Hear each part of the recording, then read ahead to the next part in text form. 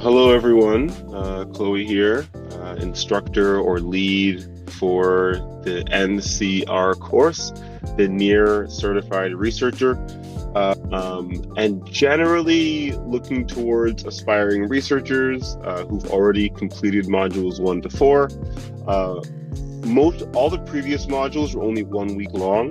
The reason for this is that potentially in future iterations of the course, we could potentially have certain modules that go for 2 weeks. So just a quick example, we have like module 1 only lasted a week.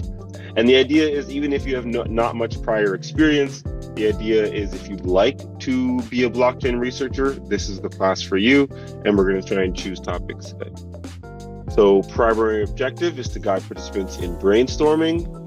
So hopefully everyone here who's going to be participating has an idea for a topic that has something to do with Web3, something to do with the Near blockchain protocol, and maybe something to do with those specialized topics we're looking at.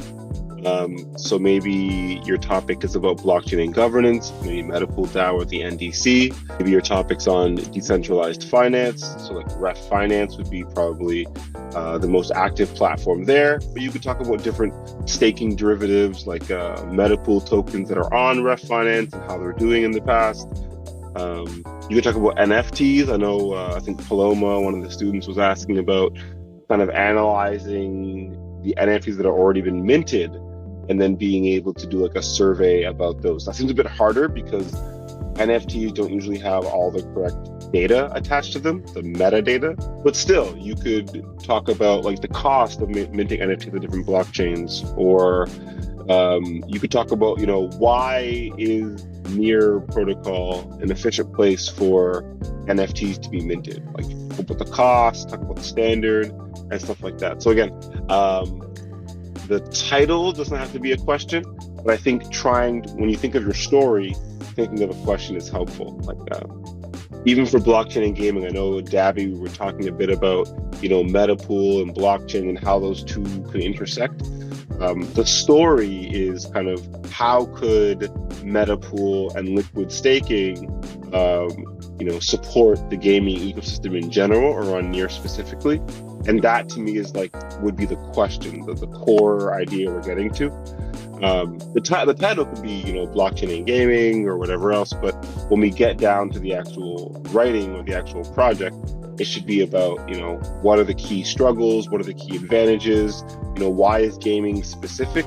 And why can staking in Web3 help gaming? But one of the topics ideas. And of course, if people want to get into advanced topics, that's possible as well. So for the pre-reading material, we do have some pre-assignments that I think most people here have engaged with. So thank you very much, everyone who has, made a boss profile, participated on easy polls. I saw yours today, Rhoda. A very good job producing the poll, and I'm glad that a lot of you guys are seeing you can make edits. It's in my opinion, it's a pretty cool feature to be able to release a blockchain-based product, but also make edits. So yeah, also Shardog has a self-serve platform coming out soon. So that's also a pretty cool way. It's totally random, but a pretty cool way where you could launch an NFT, but make edits to the NFT. Totally side note. The syllabus is here. The previous modules are here. I'm going to try and make sure I do this from now on.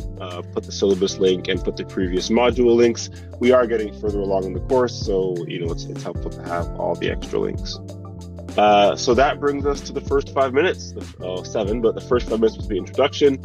And now, I don't think this is the proper link to the article. Yeah. So I will fix. I think this as well is incorrect.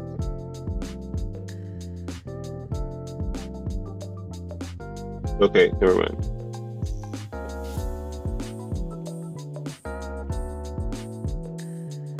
I think this is correct, the correct link. Just talking about brainstorming and going through a topic. There is a section of group brainstorming, although this is not necessarily what we're doing. We're brainstorming in a group, but we're not actually working on a group topic. So I'll drop the link to the brainstorming article here.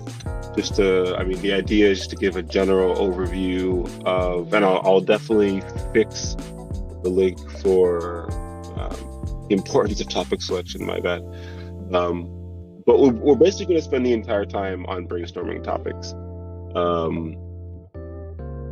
So the idea, we're in a group, we're not doing group brainstorming. Group brainstorming is hopefully something we'll see happen in this community a little bit later. Currently, all the projects are going to be personal projects. So it should really be you having a personal idea, something you want to work on.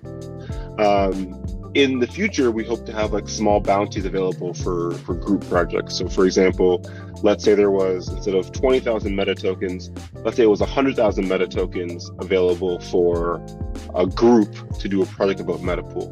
That's where it would be helpful to have a group come together. People come together and share ideas. What we're going to be focusing on a bit more is our individual brainstorming.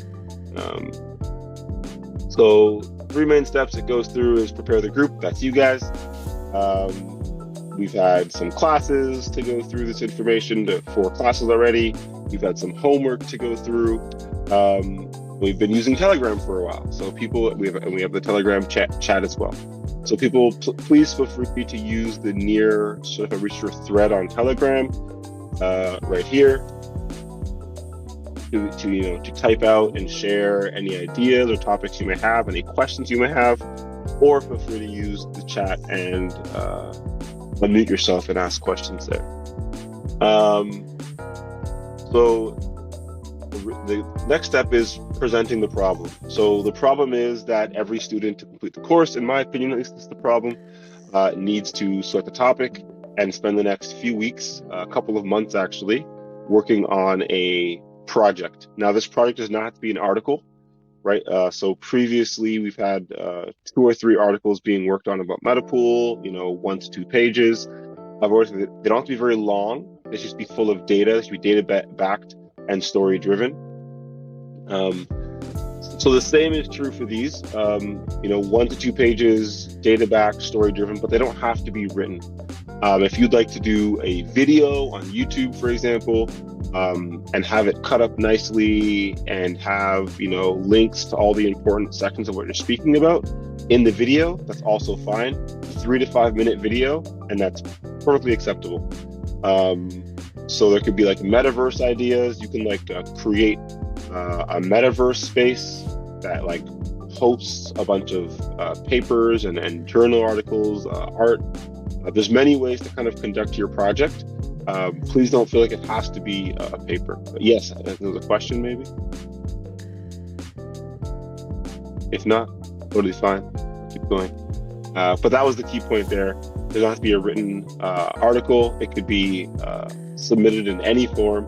And if you have any questions, you can ask publicly, or again, you can DM me if you have to, but that's kind of the idea. And I will be guiding discussion, hopefully, but we do need the step for everyone sharing their ideas. So we're going to get to that step in a second. But yes, honestly, before we get too much further, we should probably have some people share at least some ideas they're thinking of. Maybe not necessarily their final idea, but does anyone have topics? So again, maybe looking back to the topics here, does anyone have any topics they think they might want to write about or learn more about to be able to conduct a project? I have a couple of topics I brainstormed recently. Should I go ahead and share them? Yeah, please do. Okay, the first one is a review of the election process on NEAR ecosystem. And the second one is a deep dive into the state of decentralized finance on NEAR. And the last one is NFTs on NEAR, a deep dive. I'm yet to decide which one I would like to work on at the moment, but these are the 3 topics I'm interested in researching about. Okay, awesome. So I'll just give a little overview, my feedback on the topics, and we can continue going from there. So I think they're all valid topics. With the NDC one, I think it's more specific of a topic. So if you are impartial, like haven't decided yet, I would say that's the one that seems like a more compelling story. Just because instead of being, so for example, instead of being a survey or a deep dive on governance, you picked a specific governance ecosystem like the NDC, and you chose a specific story, like the efficiency of the election procedure, for example. That's a story in itself, and you can actually assess, based on maybe your local elections, right? Maybe that's something you know about, and then based on maybe you can do like a bit of a survey, like, well, maybe we know about local elections or Web 2 elections, and we know about some like fully on-chain elections, like with Optimism or Arbitrum ecosystems. How did the NDC differ, and what were some positive takeaways or some negatives? And again, Rhoda, you just made an easy poll, so you could even just do like a subjective survey, get people's opinions. Like, how did the ecosystem feel about the NDC elections? And you could actually use, I know you were using some of the settings to gate your poll, and you could actually gate the poll where only NDC I am human holders can respond, or what you could do is make it open to everyone and then actually analyze the responses. And you could actually try and see, okay, well, I am human holders were saying one thing, but then everyone else was saying something different. But in general, I think that just the story that you're trying to tell here is a bit deeper, whereas for DeFi on Near is a very general topic. For example, if you were trying to talk about specifically, like the DeFi landscape, and maybe, why is kind of the idea of why is Ref Finance kind of the only one that's able to survive? That could be a topic. Or, specifically about Ref Finance, like what offerings is it missing to be like a one-stop powerhouse for DeFi on Near? And then what does it actually have? Like it just combined with Burrow, so now it has lending, I think, coming in, or already has. It has perps added, stable swaps. Like what things are still missing could be a good topic. And then for NFTs as well, a survey about NFTs on Near, again, good topic. But to get a bit deeper and to find a story behind it, if you are choosing an NFT-based topic, I would suggest, maybe doing a survey of the NFT platforms on Near and their differences, like maybe Paras and Mintbase and some key differences between them. It could be a survey on like over the past month on Near, these are what people minted, and like trying to categorize them. It just seems a bit more difficult, and the story isn't as compelling or isn't as potentially as meaningful to those who might read it or engage with your research. But does that kind of make sense, Rhoda, and kind of help you along with your topic selection? I think you've helped me make a very solid decision. I'd like to work on the governance and blockchain parts. Thank you so much. Okay, awesome. Well, I'm glad that we have a topic selected. Let me go to the bottom of my page. I'm trying to keep a list here, and I'm going to do a bad job of it for now, but I'm just going to try my best. So Rhoda is going to do NDC election. I'm not even going to make it too detailed for now. I am just going to write it there generally. We can put more details to it later. Please don't feel like this is set in stone either. It's just a general note. So other people can also come back here and see, okay, like this is what a classmate was working on. Multiple people can pick the same topic. So that's why I put a general topic here. So I know, Hannah, you were talking about maybe also doing a topic on the NDC election.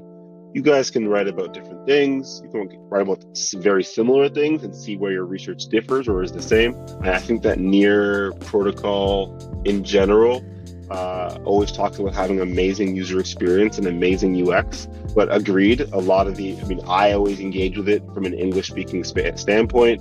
All the articles that I've, commissioned or worked on have all been in English.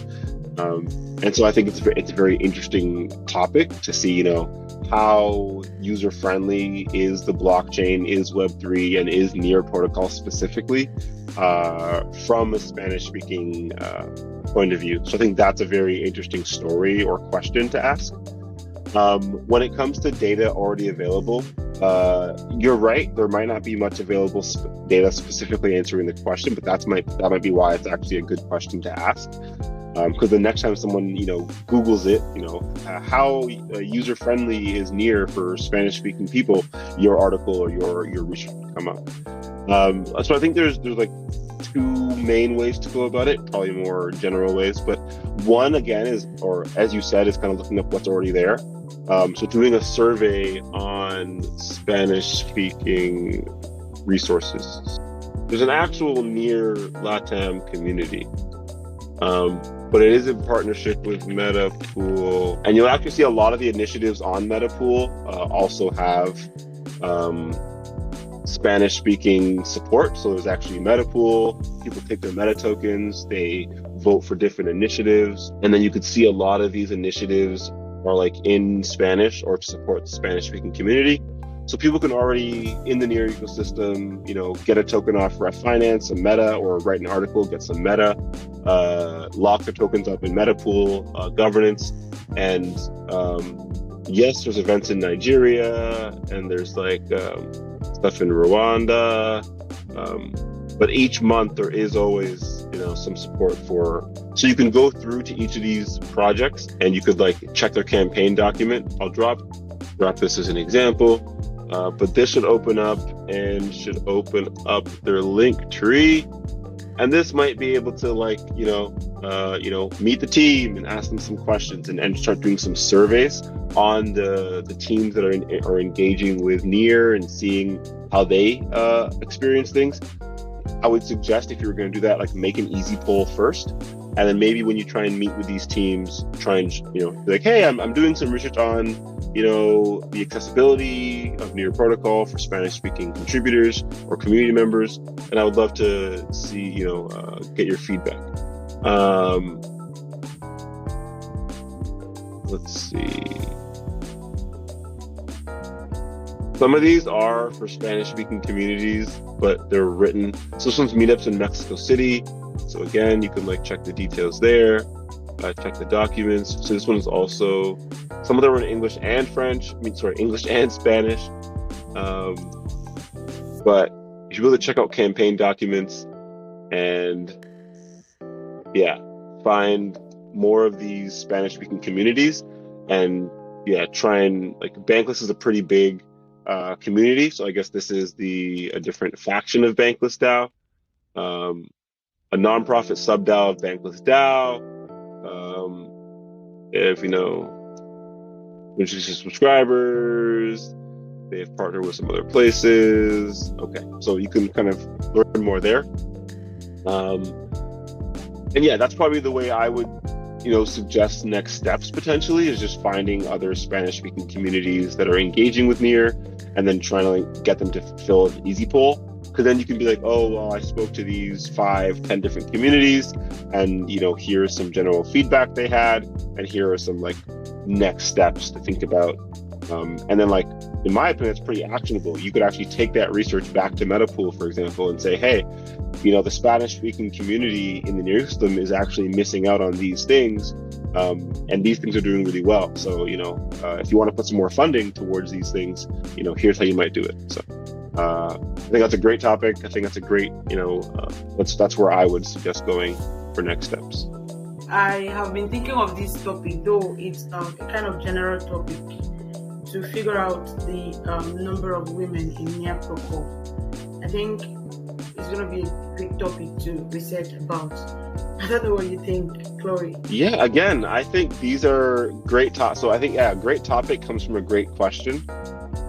Whether or not it's easy to get the data, whether or not you think it's possible, that's kind of all secondary things in my opinion. I think it's so first response, I think it's a great topic. How many contributors in the near ecosystem would self-identify as being a woman or a female contributor? That seems like a great topic. It seems like something that many different minority groups are trying to figure out demographics for contributors in the ecosystem and trying to figure out if there's not enough of a certain type of demographic, or how could funding be distributed in other ways to kind of make NEAR seem like a hospitable place for a variety of minority groups in the ecosystem. And seeing as, women in the space is a minority group, there's not as many women in STEM generally, but blockchain offers so many non-STEM, well, tech obviously, but non-traditional STEM roles. And I think that's why Web3 and blockchain is a great place to kind of welcome more women contributors so that they can kind of realize, oh, there's ways to contribute that aren't necessarily being a developer or being 100% tech-minded. Although there are some amazing women devs as well that I think we should try and continue to bring into the space. When it comes to actually gathering data on this, again, an easy poll might be helpful. It depends what your responses are to this poll. You could try and have people have an optional question on a poll. So this is where you might have to partner with other students, for example. Maybe 2 or 3 students all want to create a poll, and maybe you can add an optional question to all of those polls, right? Do you self-identify as one of these genders? Or prefer not to answer can be an option as well. But that could be where you can try and get some responses. It might not be the simplest or the easiest. You could try partnering with the NDC even, right? You could try talking to the NDC. I am on the NDC House of Merit team, so we can discuss if they're planning on doing any public polls, maybe adding questions about gender to those, how contributors are self-identifying. But yeah, either way, it would probably have to be a survey. And you could also, if you got enough response on the survey, you could also write about the fact that people didn't want to respond. So if everyone on your survey is responding, prefer not to answer, well, then maybe you could write that maybe in Web3, gender doesn't mean that much. And so it's very difficult. That could also be a valid response to the question you're asking. If the question is, the question could be along the lines of is NEAR protocol a hospitable place for female contributors? Or it could be a different way of wording it. But then maybe your findings show that honestly, most contributors I've spoken to, maybe you do some interviews with a few female contributors. So you say most contributors I spoke to don't actually feel as though gender plays a large role in Web3, and then maybe you do a poll as well to try and get some some objective responses, some quantifiable responses, and maybe those are inconclusive. Maybe a lot of people say they don't want to share it, and you could ask, maybe do a whole poll about gender in Web3. Actually, would probably be how I would consider it, because some people do want to respond to that kind of a poll, does gender matter? Do you think there should be more women in Web3? Do you think more NDC funding should go directly towards minority groups like women? That'd probably be a really good poll.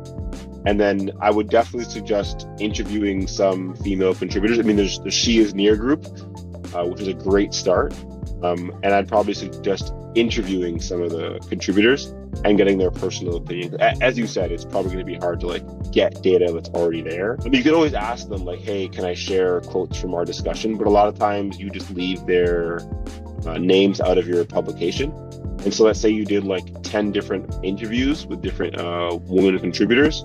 You take notes on all those contributors, but then you would leave the names out of your research, and you would just share findings from the notes. So let's say 7 out of 10 of the interviewees all responded saying that they felt that gender didn't matter in Web3 or in NEAR. Then maybe in your article you'd write, most of the respondents seem to feel as though gender didn't matter in Web3. which coincided well with this survey. We have an easy poll, for example. So that's how I would think about going about it for now. Interviews with personal contributors, and then an easy poll survey about maybe gender and Web3 to move things along. For the homework for today, the idea is to write a one-page article with citations. So it can be double-spaced, and honestly, it should be almost all citations. We're not doing any type of like MLA, PGLA, whatever type of format that you might have learned in school. Please don't worry about it. In my opinion, in the 21st century, as long as you have linked the article directly in the writing that you're using, hyperlinked, you're fine. At the bottom of your article, you can put all your resources and put them in order that you use them if you want it to be easier for people to find them, longer paper, like if it's like 3 to 5 pages. But if it's a one-page overview of your topic, I would suggest just all your links. So for example, even the people here who have chosen, so NDC election's an easy one. That could be like a one-pager of just every link you can find. So like, I'd write, what your topic question is. I put a link for Easy Poll in there. I would put a link to maybe some previous Easy Polls that the pollster put up. I'd put a link to the Medium and the official, like there's I use this one, dc.org. There's like a homepage. It's not an official homepage, but it has a lot of like just general information. So I'll drop that link. So it should just have like a page about what you might want to write about, some brainstorming and all the different topics, all the different links. If you're talking about new UX for Spanish speaking contributors, it could be a one-pager of just, again, all the metapool initiatives with different Spanish speaking communities. You could also just directly speak to metapool. I mean, they have a Telegram channel. And I would suggest dropping into their Telegram and say, hey, I'm doing some research with the NRC about near UX and Spanish-speaking countries. I would love to get some more links to communities partner with Metapool so I can ask more questions. And the links to those Telegram groups, the links to those communities should all be in the one-page article. So it shouldn't be like a complicated article that's like time-consuming for you. It should literally be just a one-page article just to make sure you have all your notes in order, just to make sure you have all your links in one spot. Same with gender and Web3. I would put some links to some other like female-led groups in the ecosystem. Like obviously SheFi is a very big one. SheFi, Web3 education.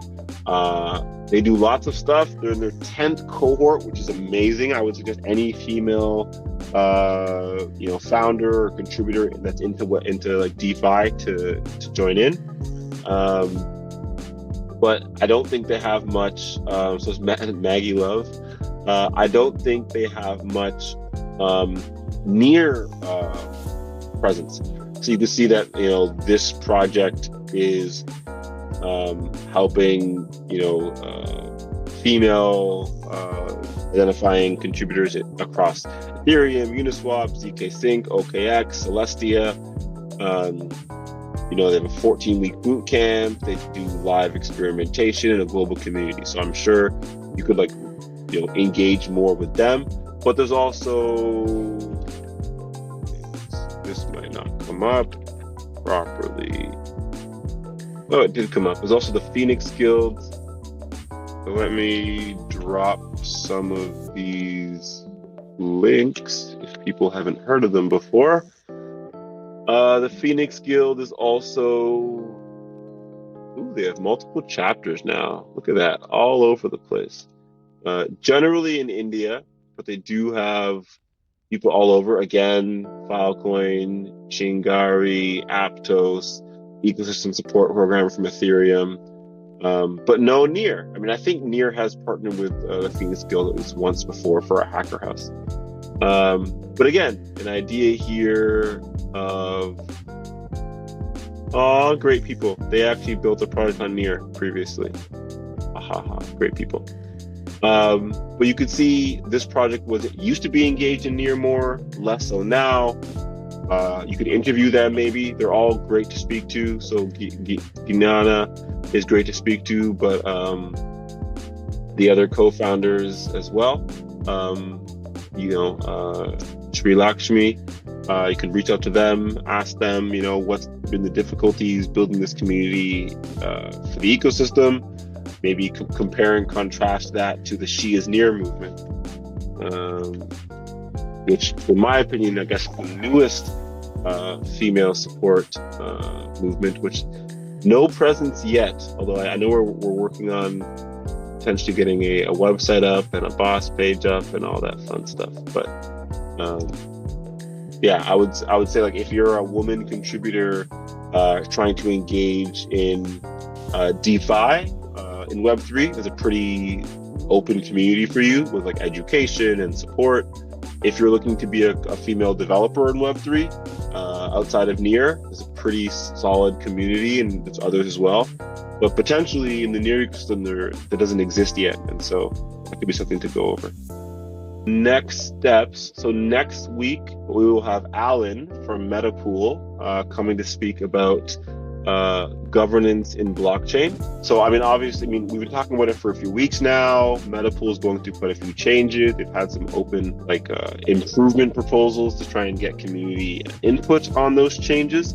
But Alan's going to be talking to us a bit more about how Metapool improvement pools have been going, how Metapool DAO is looking at their governance in general, and also whatever else Alan decides to discuss with us about coming up next week.